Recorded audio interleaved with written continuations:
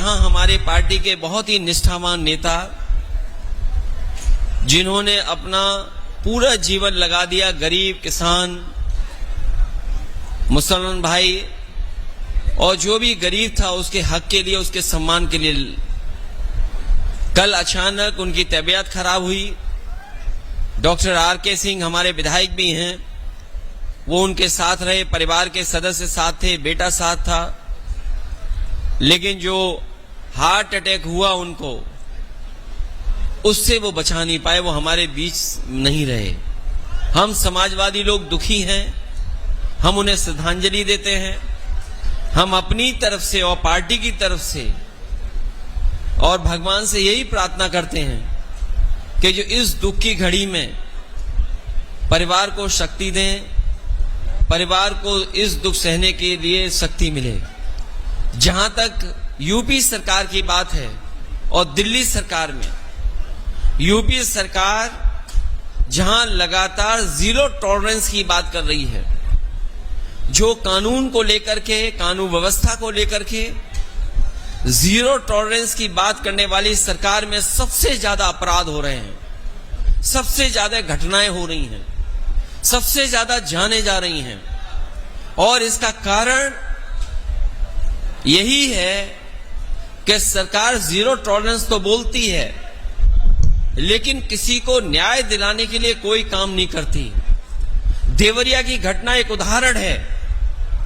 देवरिया का जो घटनाक्रम है वो एक उदाहरण है कि किस तरीके से सरकार का कामकाज चल रहा है।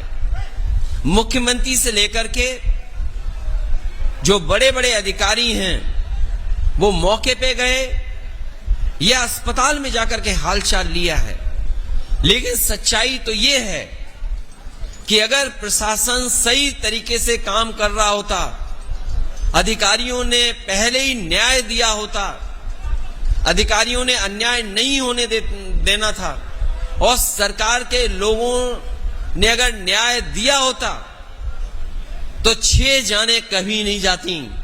अगर 6 जाने गई हैं तो भारतीय जनता पार्टी के सरकार के कामकाज की वजह से जान गई है।